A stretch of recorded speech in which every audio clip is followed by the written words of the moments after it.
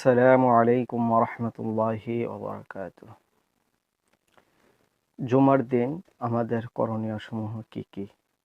জুমার দিন সর্বপ্রথম বৃহস্পতিবার মাগরিব পর থেকে সূরা কাহাফ অথবা জুমার দিন সকাল থেকে শুরু করে শুক্রবারের দিনের মধ্যে সূরা কাহাফটা তেলাওয়াত করা।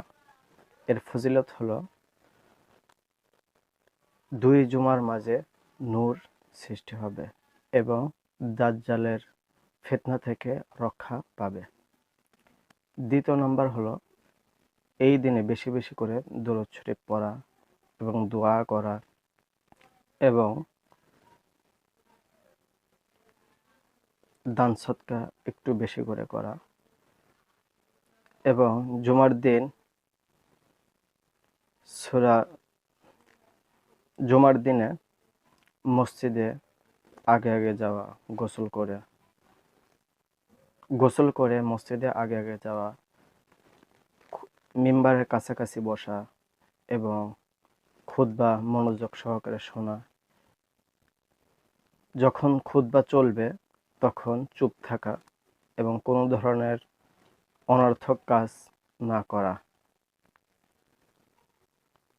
এবং শুক্রবার দিন সূর্য অস্ত যাওয়ার আগ মুহূর্তে খুব যত্ন সহকারে মনোযোগ সহকারে আল্লাহ তাআলার দিকে মনোযোগ দিয়ে আল্লাহ তাআলার কাছে দোয়া করা, চাওয়া।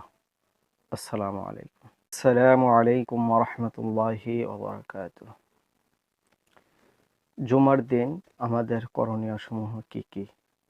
জুমার দিন সর্বপ্রথম বৃহস্পতিবার মাগরিব পর থেকে সূরা কাহাফ অথবা জুমার দিন সকাল থেকে শুরু করে শুক্রবারের দিনের মধ্যে সূরা কাহাফটা তেলাওয়াত করা। এর ফজিলত হলো 2 জুমার মাঝে নূর সৃষ্টি হবে এবং দাজ্জালের ফিতনা থেকে রক্ষা পাবে। দ্বিতীয় নাম্বার হলো এই দিনে বেশি বেশি করে দরুদ শরীফ পড়া এবং দোয়া করা এবং দান সদকা একটু বেশি করে করা এবং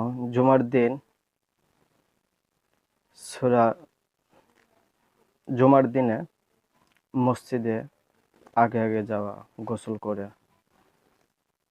গোসল করে মসজিদে আগে আগে যাওয়া, মিম্বারের কাছাকাছি বসা এবং খুতবা মনোযোগ সহকারে শোনা।